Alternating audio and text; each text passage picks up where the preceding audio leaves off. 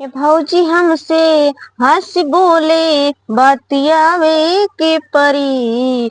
दिल देवरा संग तुहरा लगावे के परी। ये कौन गाना है? तो काहे उदास बैठी हो?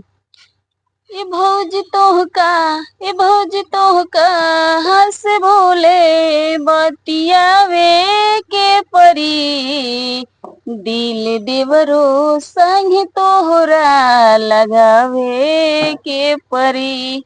हाँ तो बस वही हमहू कहा था। इ तोरे घर के रीति है क्या दुल्हन आवे भौजाई आवे तो दिल देवर के साथे लगावे कर मतलब का हुआ है? एकर मतलब यह है कि दुल्हन ना जाए कि मुंह फुलाए की मतलब ना यह बैठी रहा, मतलब जे आए उसी बोले बतिया के परे, खाना पानी पूछे के परे। तो गांव भर देवर ही सबसे दिल लगाई ले थोड़ थोड़ दे दे।